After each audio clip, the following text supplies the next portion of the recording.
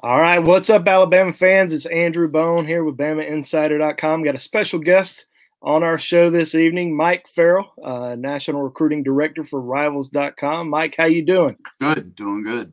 I know it's been a wild week. Not as crazy as the December early signing period. I want to get your take though on this signing period. I mean, it's not a lot of drama. We see most of the drama now in December. Do you like it like this? I don't. I miss it. I miss the one day in February where everything went nuts. And, I think you had definitely a lot more drama. I mean, it's good for the kids, right? They get 3 days to decide in December. They could shut it down. They get the one day in February if they want to wait. And then, of course, they can wait beyond that. But you see a little bit less craziness, and I miss the craziness. Like, there's so much pressure put on that one day, the first Wednesday in February back before the early signing period, that crazy stuff happened all across the country. And yesterday was like a little timid. You had an awesome conversation with Coach Saban. I thought Rivals did a great job yesterday, posting a lot of Zoom interviews with coaches throughout the entire country. What was that conversation like with Coach Saban? That's the good part, because it's another day for them. Mm-hmm. So it's not like, they're sitting there waiting for letters all day and scrambling and it's another day for them. Like Coach Saban said he had like 8 or 9 Zoom interviews with 2022 kids, just like a regular day. That's the one advantage, is that we're able to get the coaches, and we got a ton of them yesterday. And Saban is he's the great white whale, man. I've never got an interview with him before, so that was a big deal. Yeah, a few weeks ago there was a video that got out there. Coach Saban speaking to a recruit, and it leaked out there. What do you think about his recruiting pitch? It's exactly what I expected, like verbatim to the word. And I've heard kids tell me what he's like, and I've obviously never been in a recruiting pitch with him. He's never recruited me. So I always just pictured what it would be like, and that was it. I could have written that. I mean, it's perfect. It's absolutely perfect, because everything he said is 1,000% correct, and there's no way to argue against it. Just no way. I mean, what are you going to poke holes in? You come here to win a national championship. Iron sharpens iron. Those who say you shouldn't go there are questioning your competitive nature and your ability. And then give an example. I forget what it was. Was it Surtain and Judy or something like that? It's like there's no way to argue with that. That is Nick Saban, and that's exactly what I expected. A lot of debate right now with this recruiting class in terms of point totals. Highest point total in the Rivals modern rankings history. I know you guys tweaked the rankings formula. I think it was back in 2013. Yep. And but as of right now, the highest rated class in Rivals history. Just your overall take on this class, and how Alabama was really able to put this thing together. I mean, no weaknesses that I can find. Terry and Arnold was sort of the cherry on the top that pushed it over to be the highest point total in history. It's got a lot to live up to, because the last time they were number one was 2017, and 2017 was just ridiculous when you look back at it. And, so are we going to see, Devontae Smith and Henry Ruggs emerge from this class? Will Jalen Milroe have the impact that Tua and Mac had? Is Camar Wheaton, Najee? The answer right now to all of those in my head is no, because how could they be? But this is Nick Saban, this is Alabama, and this class, it starts up front. I'm telling you right now, if you're a recruiting fan, I know it's offensive football. I know you want those speed guys and you want great quarterbacks. Quarterback's the most important thing. If you don't have one, you're dead. Offensive line is where it's at, and this class is so good from an offensive line standpoint that they're just going to be able to develop quarterbacks and do all the things they want on offense, because these kids are just going to have time. This offensive line class for Alabama, Alabama signed 2 offensive linemen who are rated in the top 10 according to Rivals, including J.C. Latham, who was the #1 offensive lineman, #2 overall in the country, and Tommy Brockermeyer. Talk about those guys and what kind of impact you may see them having at the next level. I mean, is this from top to bottom, the best offensive line class you've seen? Not Alabama, I'm just talking about as a whole in general. I mean, there's so many 5-star offensive linemen throughout the country this year.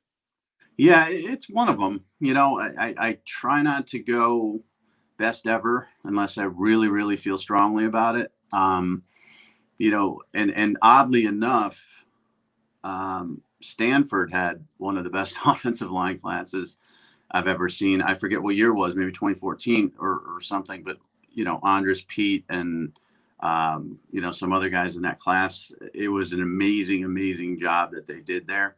Alabama's had some great classes. I mean, 2017 you had Wills and Leatherwood. Right.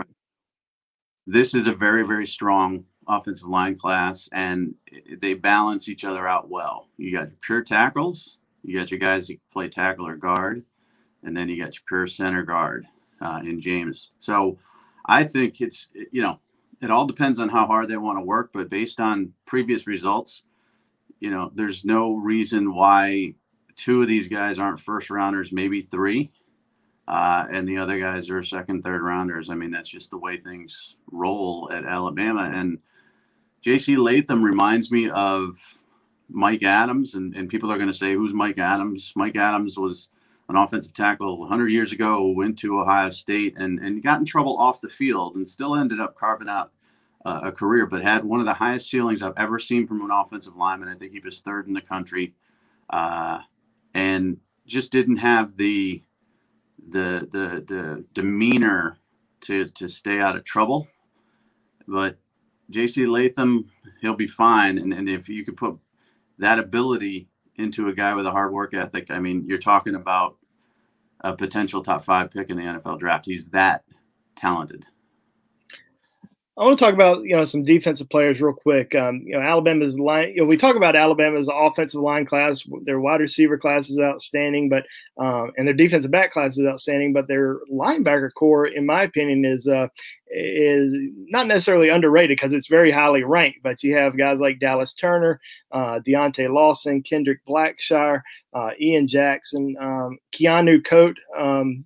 Talk about some of those guys. And I know you guys just recently bumped Keanu Coate up into the Rivals 100. What did you see in the film on him to make him, get that big bump in the final rankings?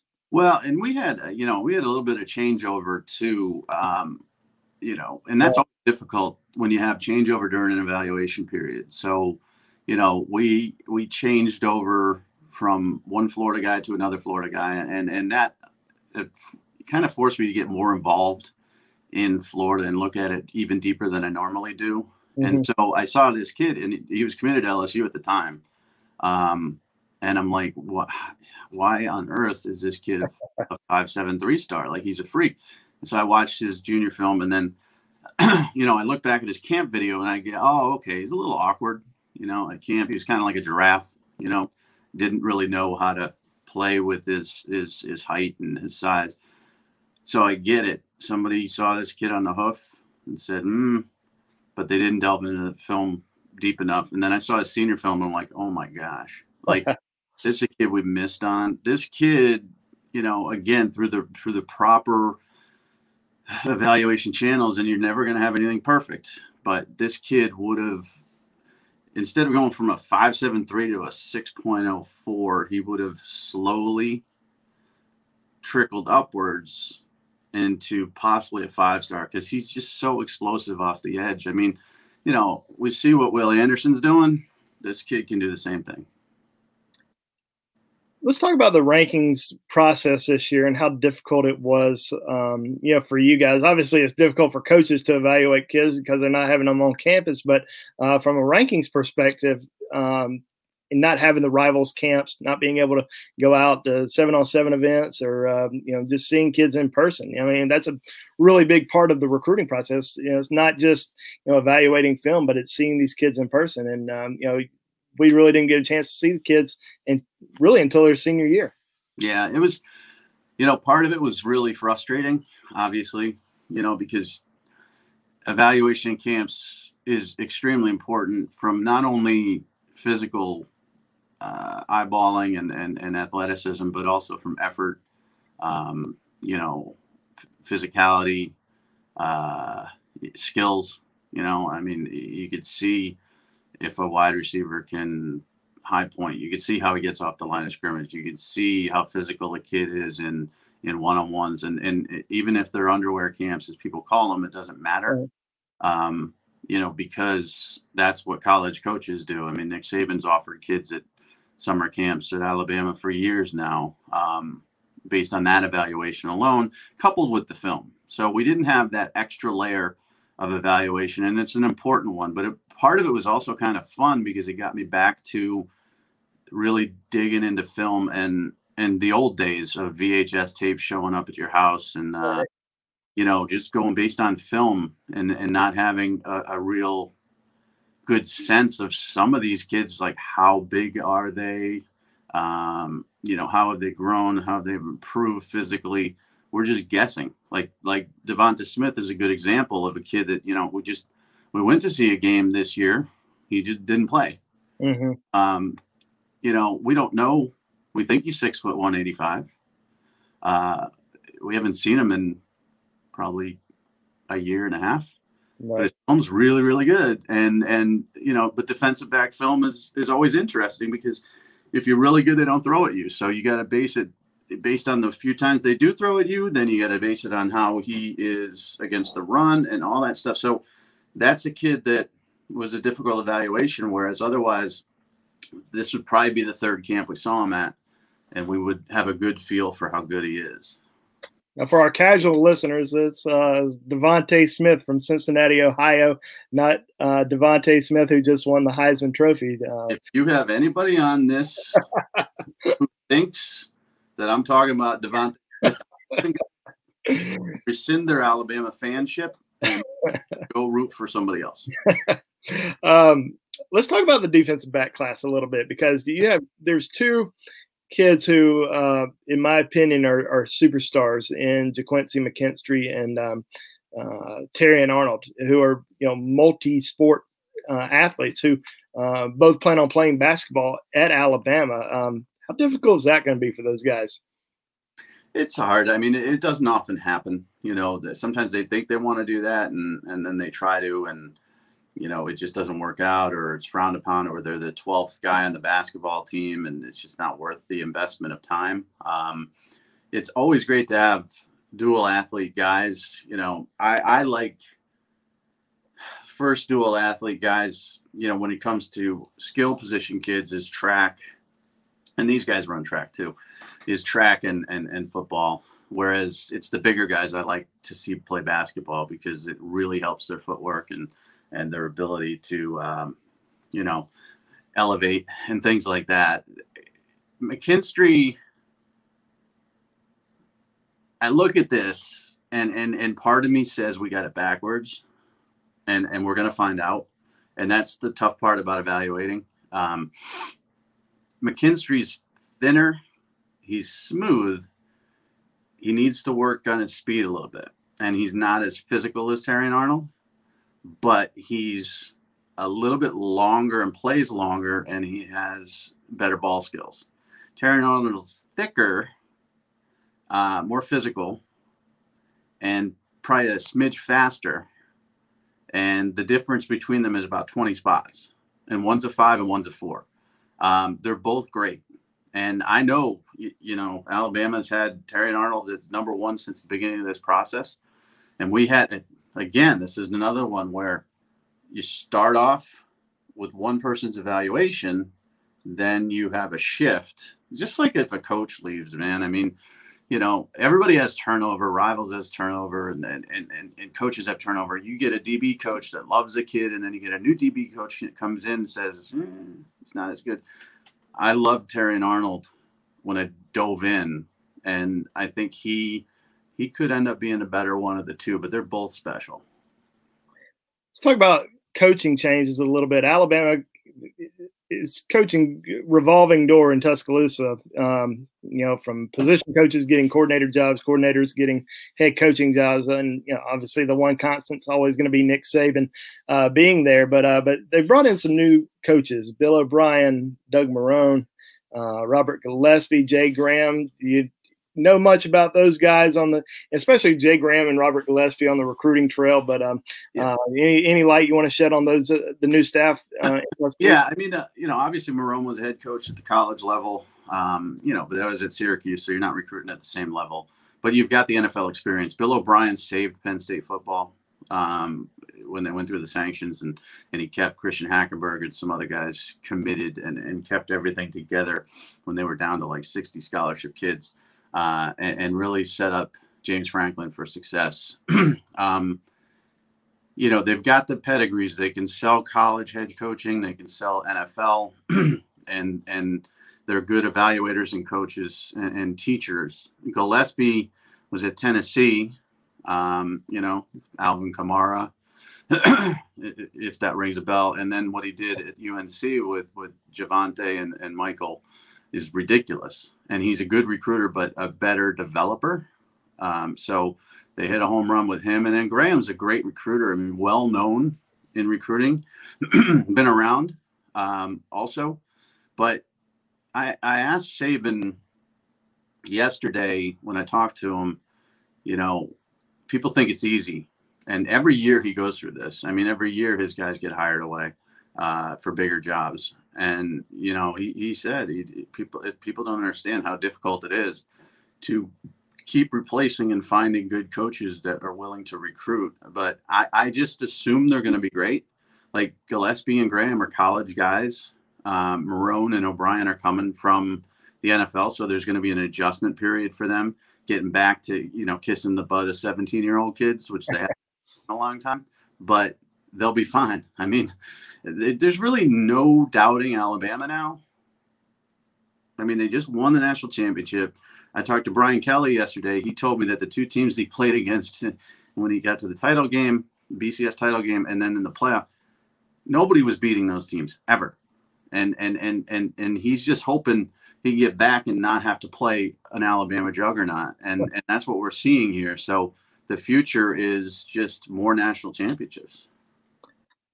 Alabama's going to have to replace Mac Jones next year, and I don't know if anybody thought going into the season.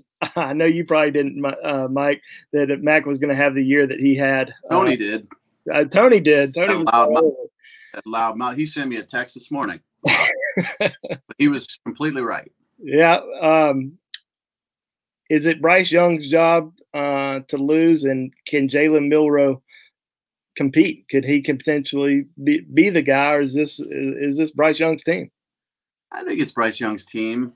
Milroe's a very, very talented kid, and when Quinn Ewers committed to Texas and they lost Milroe, there were a lot of people in the state of Texas saying that Texas got the wrong guy. And Quinn Ewers is our number one player in the 2022 class, and everybody thinks he's next Trevor Lawrence, the superstar. Milroe is a guy who's a little bit raw in some aspects and needs to improve accuracy, but he is a special football player. He's going to push Bryce Young. Bryce Young didn't look great in mop-up. So Bryce has a lot to prove, but remember, Bryce Young always steps up. He never loses. He always comes up big when you need him to. And I think when it's his team, that's exactly what he's going to do. I think, Bryce not really being able to have a spring practice and then Alabama having an all SEC schedule, didn't really have a chance to have a lot of mop-up duty. Usually you're playing those, FCS schools and getting a whole half of action in there. So he's finally going to get a chance to compete this spring and go through practice and everything. But, with some of these guys who really didn't have a chance to play this year, like Monkel Goodwine, he didn't play his senior year because the state of Maryland shut down, football. So he didn't play. JT Tuimoloau did not play his senior season. Now, I think they're having a season now here in the spring for his high school. But how difficult is that for somebody to sit out for an entire year? Are they going to be able to, pick things back up pretty quickly. What do you think? Yeah, it's tough, and it's part of the evaluation process too, fairly or unfairly.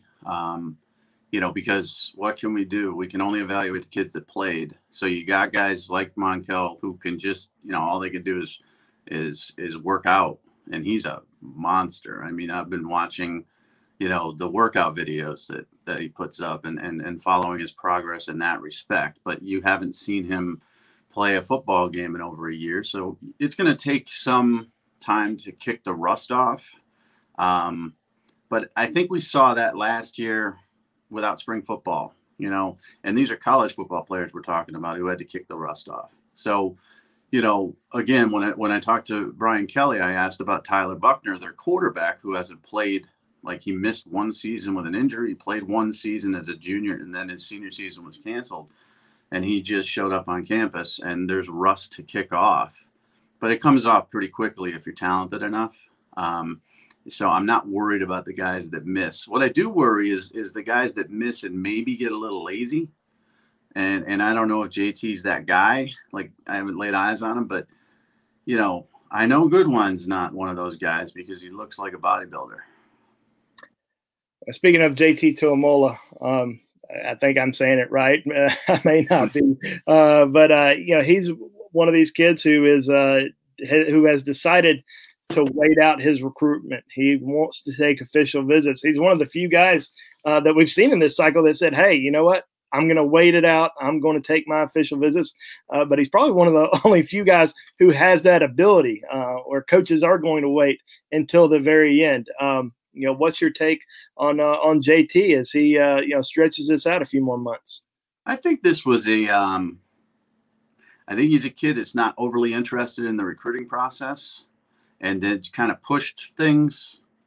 I'm not going to sign in the early signing period. I'm not going to try to get out on my own to take visits, unhosted and all this stuff. And then all of a sudden, a week before the Wednesday in February came, he's like, I haven't really been any place. I gotta take visits, and so he hit the pause button. I don't think that's good for Ohio State, who was rumored to be his leader. And based on that mentality and what I know about him, I think it's good for Oregon. Now, Alabama is never a school to bet against in recruiting. He's going to take an official visit there. Ohio State's not a school to bet against in recruiting. He's going to take an official visit there as well. USC is still involved. Also, his family in Southern California. But I know he's very, very tight with a lot of the current Oregon players. And that's the one, if I'm Alabama or Ohio State, that I'm worried about the most, because it is home. He's not going to go to Washington. They lost their defense coordinator. He's not really interested in them. Oregon would be like, if he's staying home, that's where he would go. So we'll see. He doesn't strike me as a kid that's going to take that chance, but either did Henry To'oTo'o, who was choosing between Tennessee and Alabama. And right up to the last second, I thought, this kid's going to Washington. He's going to stay west, and he didn't. So you just never know with these guys. Let's talk about some bizarre recruitments. I thought in this recruiting class for Alabama, one of the most bizarre recruitments was Camar Wheaton. And maybe it had nothing to do with the way he handled it. He just didn't care that much about recruiting. He just kind of, when he got ready to announce that decision, he's called coaches, but didn't really have much contact with coaches throughout the entire process. Nobody really knew where he was going to go. Everybody thought he was going to Oklahoma. I think Alabama even imagined he was going to Oklahoma. But how good is Camar Wheaton? I mean, can this guy be, the next, superstar running back in Tuscaloosa? He can. He doesn't have the receiving skills of Najee, and he can develop those. But Najee was more of a natural pass catcher.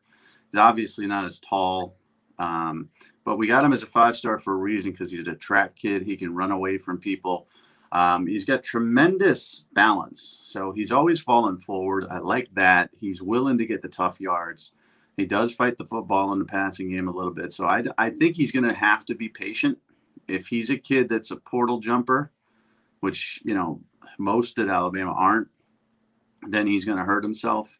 But if he waits, and develops and gets coached up, especially with Gillespie there, he's got a chance to be an absolute superstar. So This was one where I don't think Alabama was pushing until a few certain things occurred with the running back room, and then they said, okay, we gotta get this kid, and then they got him, and that's kind of how. And, in talking to sources at Oklahoma, I'm like, are you guys going to get Camar Wheaton? And the answer was, it depends on how bad Alabama wants him. And I'm like, wow, that's interesting, because it's almost like some other schools just throw up their hands and say, this kid's infatuated with Alabama. If they want him, he's theirs. Who is the one guy in this class that you would bank money on being a, first round NFL draft pick, top 10 pick? All right. I'm going to bet a lot of money here. I'm going to bet my entire savings and my retirement, or else I'm going to be doing this when I'm 80.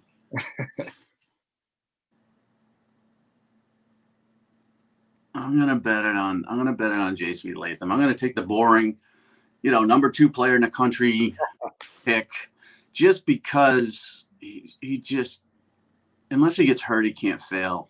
I mean, Keanu could be a top 10 pick. Dallas Turner could be. I think Brockermeyer is who he is. He's closer to his ceiling. And McKinstry, I worry about how he's going to run in 3 years. And Camar Wheaton, running backs don't go in the first round, so I'm not betting my money on that. So I'm going to bet it all on JT Latham, but I'm never right. In this class, it'll probably be somebody like Christian Leary, who is track fast, but doesn't look track fast. Just like Henry Ruggs didn't look track fast when I laid eyes on him, and then comes out, has a good career, and then runs a 4.2, and then goes in the top 15. Right. Probably someone like that. What are you going to take away most from this 2021 recruiting cycle? Is it, I think we're all going to remember it being the COVID cycle. What will you remember most about this recruiting cycle for you? I can't wait to see how some of these pan out and really embrace the misses, because I always embrace the misses. I'm always self-deprecating. I'm always willing to admit when I'm wrong. I don't think I'm smarter than anybody in the coaching industry whatsoever. I just do the job to the best of my ability. And I'm really interested in the kids that were missed and how they were missed. Like the 3-star kids, and this doesn't really impact Alabama because they got like 4 3-star kids. But the 3-star kid that goes to Texas that turns out to be a top 15 pick, or the 3-star, like the Logan Diggs kid from Louisiana who's going to Notre Dame, who could be Travis Etienne, because the last running back LSU waited too long on was Travis Etienne, and he turned out to be great. And to see why, did we get to see him? What was his film like? Did he miss his senior season? That's what I'm looking forward to the most, and what I'll remember from this the most, that this is the least accurate evaluation period since 2002, when we first started Rivals, and it was before that in the early 90s, late 90s, but 2001, there were no All-Star games. There were Nike camps, but we had no budget.